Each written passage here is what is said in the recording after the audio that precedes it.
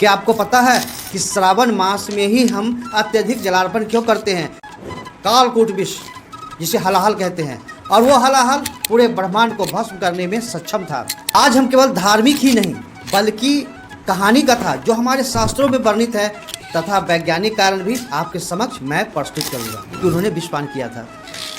और तभी से यह परंपरा चल पड़ी श्रावण मास में शिवलिंग पर जल चढ़ाने की। श्रावण मास में शिवलिंग पर जल चढ़ाना एक आध्यात्मिक साधना है। जल चढ़ाने का मतलब अपने भीतर के क्रोध, लोभ, मोह को शिव के चरणों में बहा देना। आप सभी को प्रणाम, नमस्कार। साथियों, अभी श्रावण मास चल रहा है और इस श्रावण मास में हम सभी भोला बाबा को जलार्पण करते हैं, यानी विभिन्न शिवालयों में जाकर अपने महादेव, अपने शिव भोले अघोरदानी को जलार्पण करते हैं, प्रणाम करते हैं और बड़ी ही प्रसन्नता का अनुभव करते हैं। क्या आपको पता है कि श्रावण मास में ही हम अत्यधिक जलार्पण क्यों करते हैं, क्यों भोला बाबा को जल चढ़ाते हैं? आज इसी विषय को लेकर मैं आपके पास आया हूँ। तो देर किस बात की है, आइए वीडियो को शुरू करते हैं। अब विषय तो आपने सुन ही लिया है कि श्रावण मास में शिवलिंग पर जल क्यों चढ़ाते हैं। आज हम केवल धार्मिक ही नहीं बल्कि कहानी कथा जो हमारे शास्त्रों में वर्णित है तथा वैज्ञानिक कारण भी आपके समक्ष मैं प्रस्तुत करूंगा। श्रावण मास का पवित्र महीना शुरू हो चुका है और मंदिरों में बोल बम बोल बम बोल बम बोल बम की गूंज से वातावरण शिवमय हो उठा है। आपने भी देखा होगा, भक्तगण कांवड़ में गंगा जल भरकर मीलों पैदल यात्रा करते हैं और फिर शिवलिंग पर जल चढ़ाते हैं। ज़्यादातर अभी देख रहे हैं कि सुल्तानगंज से लेकर देवघर तक अत्यधिक लोग चलते हैं। चाहे वह स्थान देवघर यानी बाबा धाम हो या भारतवर्ष या विदेश के किसी अन्य शिवालय का हो, सब जगह जलार्पण होता है। लेकिन क्या आपने कभी सोचा है कि आखिर श्रावण मास में ही शिवलिंग पर जल क्यों चढ़ाया जाता है? क्यों ऐसा क्यों होता है? इससे हमें क्या प्राप्त होता है? आइए आज हम इसी प्रश्न की गहराइयों में उतरते हैं। एक कथा सर्वप्रथम सुन लिया जाए। बहुत प्राचीन समय की बात है, बहुत प्राचीन समय की बात है जब देवताओं और असुरों ने मिलकर समुद्र मंथन किया था। समुद्र मंथन की कहानी तो आपको याद है ना। मंथन से निकले अमृत से पहले निकला एक भीषण विष, कालकूट विष, जिसे हलाहल कहते हैं, और वो हलाहल पूरे ब्रह्मांड को भस्म करने में सक्षम था। चारों ओर हाहाकार मच गया। तब सभी देवता भगवान शिव के पास पहुँचे, कहीं और गुजारा नहीं था। भोलेनाथ ने बिना देर किए विष को अपने कंठ में रोक लिया। तभी से वे नीलकंठ कहा है, क्योंकि जहर के प्रभाव से कंठ नीला हो गया। लेकिन यह विष बहुत तीव्र था, बहुत तीव्र था। शिव के शरीर की ज्वाला को शांत रखने के लिए देवताओं ने लगातार गंगा जल और शीतल जल से अभिषेक किया। किनको? महादेव को, क्योंकि उन्होंने विषपान किया था। और तभी से यह परंपरा चल पड़ी श्रावण मास में शिवलिंग पर जल चढ़ाने की। श्रावण मास में जल चढ़ाने के वैज्ञानिक और आध्यात्मिक दृष्टिकोण हम देखेंगे। केवल सिर्फ कथा कहानियों में नहीं रहकर इसका हम वैज्ञानिक उद्देश्य भी देखते हैं। इसमें एक गहरा वैज्ञानिक रहस्य भी छिपा है। श्रावण मास में वातावरण में नमी अधिक होती है। शिवलिंग प्रायः काले पत्थर का होता है, आपने देखा होगा, जो गर्मी को तेजी से सोखता है, काला पत्थर। और जब हम जल चढ़ाते हैं तो शिवलिंग पर शीतलता बनी रहती है।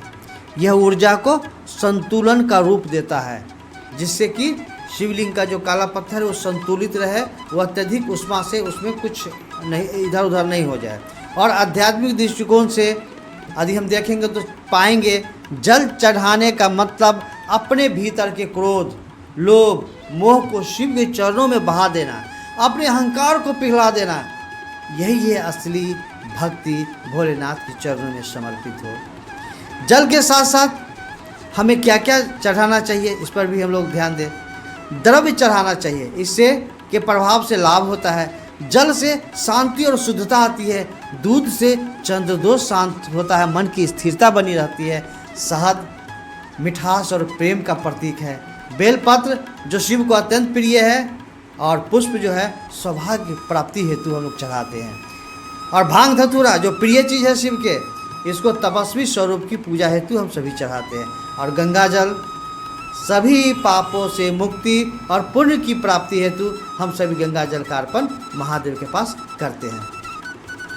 तो आइए हम सभी निष्कर्ष के रूप में कह सकते हैं कि श्रावण मास में शिवलिंग पर जल चढ़ाना एक आध्यात्मिक साधना है। आध्यात्मिक साधना है। यह केवल एक कर्मकांड नहीं, बल्कि अपने मन, वाणी, कर्म की शुद्धता का माध्यम है।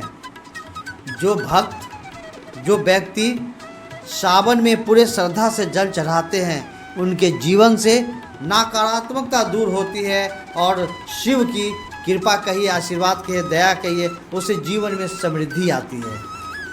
और सबसे बड़ी बात, शिव भोलेदानी की कृपा, दया, आशीर्वाद मिलती है, जो जीवन का सबसे बड़ा वरदान है। जो जीवन का सबसे बड़ा वरदान है।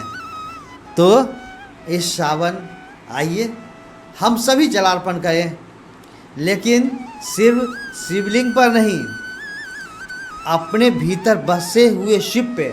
हर एक जीव में शिव है ना, तो अपने अंदर बसे हुए शिव पर अपने भीतर की विकारों को बहा दें और शिव की तरह शांत, सरल और सौम्य हम सभी बन जाए।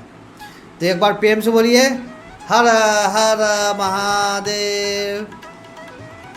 यदि आपको ये वीडियो अच्छा लगा हो, ये कथा पसंद आई हो और विषय वस्तु अच्छी लगी हो, तो आप हमारे इस सनातनी ऋषिपथ चैनल को सब्सक्राइब करें। नहीं, सब्सक्राइब नहीं कीजिए।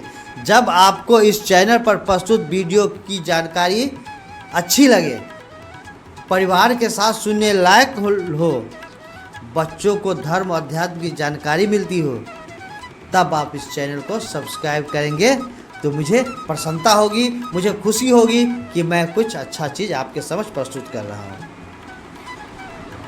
तो हम फिर मिलेंगे ऐसे ही आध्यात्मिक कथाओं के साथ। तो तब तक के लिए हम आपसे विदा लेते हैं और आग्रह और निवेदन करते हैं कि यहाँ तक आपने देख लिया है तो निश्चित ही आपको इस चैनल की प्रस्तुति अच्छी रही होगी, जानकारी अच्छी लगी होगी। तो देर किस बात की, सब्सक्राइब कीजिए और अन्य भाई बहनों को भी इस वीडियो को भेजिए, जिससे उन्हें भी जानकारी हो जाए। फिर कभी इस पर विस्तृत वीडियो में बनाऊंगा, 15-20 मिनट का, अभी तो ये कम ही है, 15-20 मिनट का वीडियो बनाऊंगा, उसमें अत्यधिक जानकारी आपको दूंगा, क्योंकि पहले मैं जानकारी एकत्र करूंगा अपने पास, उसके बाद आपको जानकारी निश्चित रूप से दूंगा। तो फिर मिलते हैं किसी अन्य वीडियो में, तब तक के लिए आप सभी को प्रणाम, नमस्कार।